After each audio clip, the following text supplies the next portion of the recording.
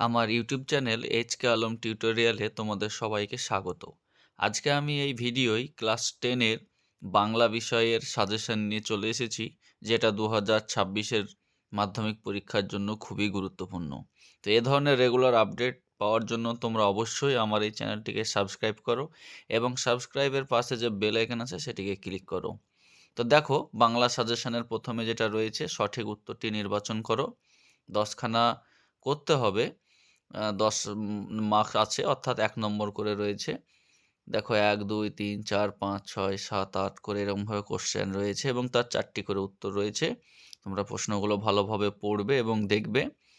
হ্যাঁ, বলে রাখি, তোমরা যারা এই ধরনের সাজেশন নিতে চাও তারা অবশ্যই আমার এই ভিডিওর কমেন্টে কমেন্ট করবে।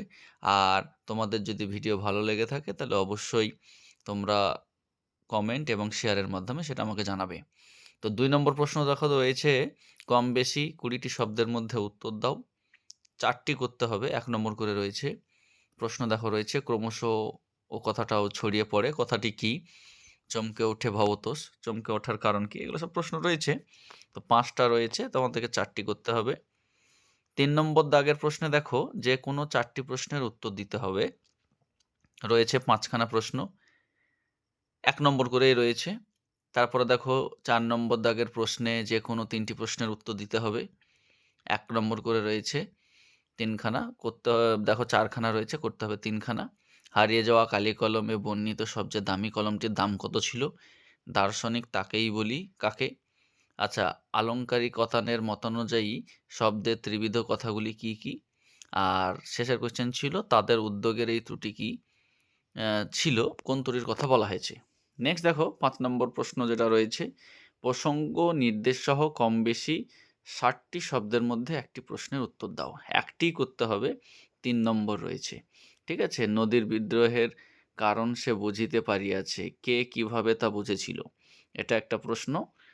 5-এর 1-এ রয়েছে। 5-এর 2-এ রয়েছে দেখো, এমন তো নিত্য নিয়তই ঘটছে, কোন ঘটনার কথা বলা হয়েছে? এ প্রসঙ্গে বক্তার মনোভাব ব্যক্ত করো। দুটোর মধ্যে একটা করতে হবে। 6 নম্বর দাগে যে কোনো একটি প্রশ্নের উত্তর করতে হবে। দেখো 2 খানা রয়েছে। আচ্ছা, 6-এর 2-এ দেখো, তারপর যুদ্ধ এলো, তারপর কথাটি কোন কথার পর ব্যবহার করা হয়েছিল? এরকম করে প্রশ্নটা রয়েছে আর কি। 7 নম্বর দেখো, কম বেশি 150টি শব্দে একটি প্রশ্নের উত্তর দাও। 5 নম্বর রয়েছে। 2 খানা আছে, 1 খানা করতে হবে। 8 নম্বর দাগের প্রশ্নে দেখো, একটি প্রশ্নের উত্তর দিতে হবে। 5 নম্বর রয়েছে 150টি শব্দের মধ্যে। দেখো, প্রলয় উল্লাস থেকে। আচ্ছা, 9 নম্বর দাগে দেখো, ওখানেও একটি করতে হবে 150টি শব্দের মধ্যে। 2 খানা প্রশ্ন রয়েছে।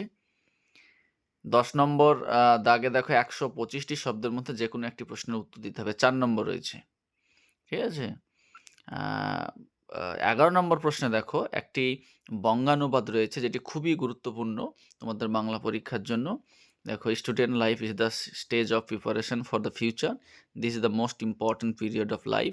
Student is young today but he will B a man tomorrow. এটাকে তোমাদেরকে বাংলায় অনুবাদ করতে হবে। 12 নম্বর দাগের দেখো, 150টি শব্দের মধ্যে তোমাদেরকে একটি প্রশ্নের উত্তর দিতে হবে।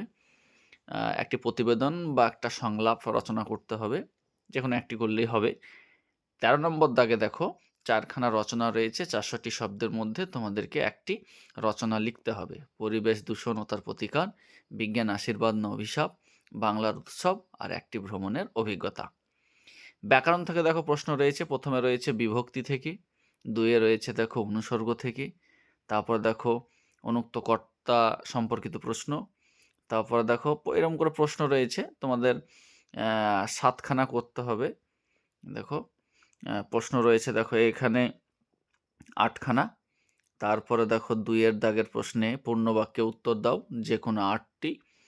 এখানে 1 নম্বর করেই রয়েছে, কর্তৃকর্মবাচ্য কাকে বলে উদাহরণ দাও। তারপরে দেখো এখানে সরল বাক্যে পরিণত করো, কারক নির্ণয়, অলপ সমাস কি, সমাস করতে দেওয়া হয়েছে, হ্যাঁ, কর্মবাচ্যে পরিণত করতে বলেছে, জটিল বাক্যে রূপান্তর করতে বলেছে। তো এগুলো ইম্পর্টেন্ট আছে।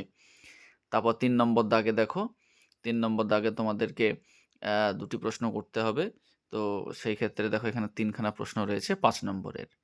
তো এ ধরনের ভিডিও পাওয়ার জন্য তোমরা অবশ্যই আমার এই চ্যানেলটিকে সাবস্ক্রাইব করো এবং সাবস্ক্রাইবের পাশে যে বেল আইকন আছে সেটিকে ক্লিক করো। ধন্যবাদ।